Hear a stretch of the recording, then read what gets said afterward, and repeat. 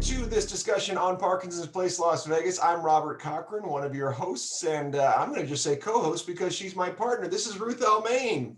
Hey, good morning, Robert. Yes, we are, aren't we? Partners in a lot of good things. And a lot of good things. I'm so glad to have met you and continued our friendship in Yes. dynamic ways. And this is something I hope to continue on Parkinson's Place, Las Vegas, something that we can show to people some value about, things that they might be thinking about. And what came about for me while I wanted to have this discussion was a recent popular movie on Netflix called I Care a Lot. And it has to do with a woman who could best be described as a grifter, working on the system and Yes. yeah, preying on some elderly folk. And, you know, for someone myself, I'm looking into continuing care for my parents right now and learning a lot. There's a lot of fear out there in the marketplace about, you know, what is assisted living, what's memory care, what's continuing care retirement center. These are different things. And, you know, a lot of considerations go into them. So with your work as a social worker and your background and experience, tell me first, let's go into the movie, because there's some stereotypes and fears that go into the movie. Some are there for entertainment, but some are potentially there. Tell me what you thought and, you know, maybe separate the wheat from the chaff, as it were. Yeah. You know, I had a lot of huge emotional reactions and very quickly going into this movie, which usually tells me it's written well. Which is kind of the scary part of it. But, you know, again, I think there are systems in place to help people when they get to a point in their lives, if they can't make decisions for themselves and they don't have anyone else to help them make decisions. And that's a really important thing we do in our society, right? We don't dismiss people. We don't say, oh, too bad, you know, so sorry for you. Like, there's systems in place to make sure that people's care needs are met. However, the reality is we're still a bunch of human beings, and there are people who will seek to take advantage. So again, there are great places where you can live if you can't stay in your own home, at any age, right? If there's a time and place when that comes for you. And so there's good ones, there's great ones, and there's ones that aren't good, again. So it's why, you know, and again, when people call us and ask about that at work, and they're like, I don't know why I didn't know this, but it's one of those things, like, you didn't need to know it, right, until the moment arrives. And so it is nice to have a social worker or social worker type or someone to answer questions for you. And it's very common, people call and say, like, how do I'm, you know, trying to help my parents or make the decision for them. And what do we look at? What are we supposed to like? How do we determine one over the other? And what are the things we should be looking for? Those are all extreme questions that I empathize with. And the idea of having somebody to oversee care, like you said, that can be a very positive, and I don't want the baby to get thrown out with the bathwater, right? With a movie like this, that people fear, oh no, I've got to go it alone. Because I was just talking, I had an interview with AARP yesterday, and people were asking me about what advice do you give to care partners? And I said, well, you've got to seek out help, because if you try to take it all on your shoulders, that's very difficult for you as the care partner, and it changes your relationship in a way that, you know, you suddenly may be treating your loved one as a commodity or something you have to do, as opposed to someone you love. And I think that's a very dangerous thing too.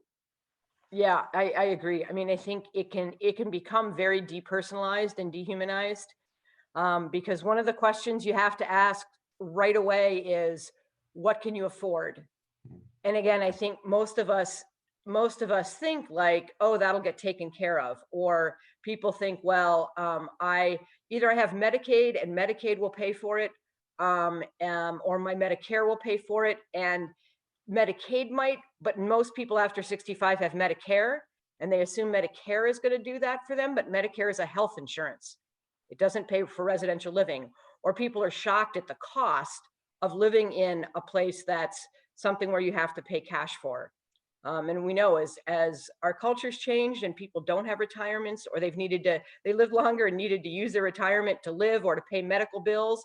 Unfortunately, right, people don't necessarily have that income when it comes that time.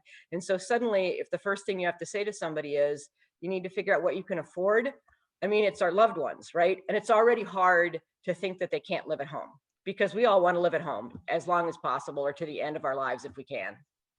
Right. And so you like you said, it really changes the nature of the conversation to cut right to the chase. And you're right, the sticker shock it has been interesting for me in my experience. The first place my parents looked at, a very nice place, they have what they call a buy-in fee, right? Which basically, Oh, how they describe it, is that it's, I mean, exorbitant, probably up to about $1 million or around there, a little less, a little more. And they say it is a fee that you pay that basically, covers their commitment to you. You get up to, I think it's around 75% of it back when either you move out or it passes to your living will trust. oh, okay. Right. So they're holding and investing. And Right. it's a California thing. This place, this is Walnut Creek, very high-end property Mm, value. They sure. built this brand new facility, just opened up. So I understand the business of why they're doing that. And they're saying, well, look, if you're moving out of your house and you're a local here, you've got that money. We're just asking you to put that money here with us. And then you're Right. paying your monthly on top of that, Oh my gosh. right? So, Right. the sticker shock on something like that is very hard to get past. So that's been one of my parents' experience versus the other has been a more traditional where, it's X amount a month. And I think the number is around 10,000 a month, is what they're looking at, Okay. all in for two of them. And again, you do the math on that over time and that really adds up. Right. It does. It does. And I mean, and it's worth kind of looking at, and again, for some people, they own their home, so they're not paying a mortgage, right? Or they're not renting. For some people, they are. And so to really look at, how comparable is it once you add in, and when you get there, are you paying, is it a place where you get your meals already paid for? Are you paying utilities on top of it? My mom lives in a place in Florida where she lives in her own place, but it's in a community where they have apartments, nice apartments on site. There is a nursing home on site, right? So a continuum of care community, which when we talk to families and someone is living with Alzheimer's or dementia, we just say, think about the long term, because again, what would be great is if you live in a place and in a community and you just kind of move, you might move to a different place, but it's still that community. So there's people that there's, your friends and your neighbors are still your friends and your neighbors. And, that's important. But my parents planned that early and made that decision on their own and found that place. And so, I mean, that part is, just me dealing with them now. And when my dad passed away, right, he was the guy that did all those things. So, but again, like, I'm just grateful because they've had all those resources in that community. And they also have neighbors, because as their kid who lives far away, like, I'm reliant on their neighbors. I mean, and so that's been a real blessing for them to have that kind of community around them. You said so many interesting things, and I know we're running short on time, but I want to kind of close on that idea you talked about them moving in there early because I read a Wall Street Journal article that said, you might consider doing this earlier than you think, and it sounds like for similar reasons that you're talking about your community, about planning end of life care, as opposed to, like you say, if you stay at home. What I'm seeing with my parents, you're in this constant kind of upkeep of, oh, that needs to be adjusted, that needs to, and it can get, it's not like you can retrofit your house at once because you're going to have Right. continuing care needs. And then there'll be Yes. another thing and another thing. And as opposed to these places, which are built to handle whatever level of need. So what's your thoughts on when you move in and what do you talk to people about when they have questions? Well, and and oftentimes again at work, sometimes we get people who are planning ahead and saying, what do we need to know down the road? And I mean, Robert, many times have we had conversations about like day one of being diagnosed and what are the things, right? So, I mean, when you're ready, and that needs to be fairly soon, but start thinking about where you live, because so many of us live in these 2-story homes, right? So then you get Parkinson's or dementia or something happens and there's a fall risk issue, which could be just getting older, right? And now somebody has to go up 2 flights of stairs, right? And so just it's not safe, right? And adult kids like us are the ones going like, this isn't safe. But so like anything, like, shouldn't you have as much choice as possible? I mean, so I think about the long term. And look, if you look around your house and go, oh my God, I could never, how would we ever get moved out of here? You can figure that out, honestly.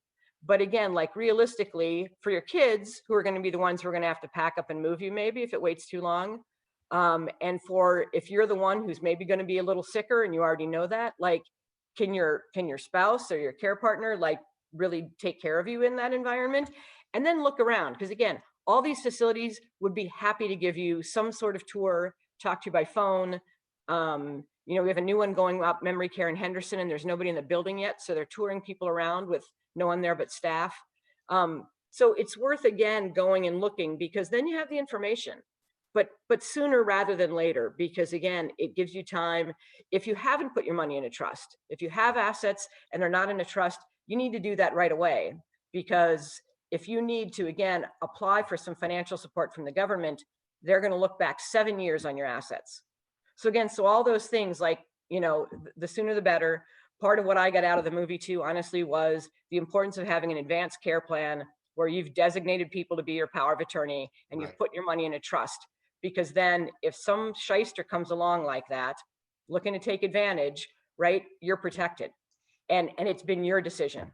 You have to have that written down. I'm so glad you Yes. brought that back to the movie, and that gives us a good wrap point. We've, I think, scratched the surface on a lot here. So Right. Yeah. let's continue to do this. And also, I want to note to everybody, I'm going to have comment sections beneath here. Please send us your questions, Yes. observations, so that way we can gear these talks for what you want, and we can provide, you know, the answers that you need, and we'll explore. Absolutely. And if people, when they're hearing this, and again, in the comment section, if you've had a good experience, if with your own decision making, or if you know, had a good experience with a facility or finding a good attorney, an elder law attorney, like, let us know, because I think people also need that encouragement, right? We need the other messages, Yes. other than, again, what we see in movies like that. Because there are good people doing Yes, good work, and we want to absolutely. highlight them. You're very Yeah. right. All right, Ruth, thanks so much for your Hey, time. thanks, Robert. Take care.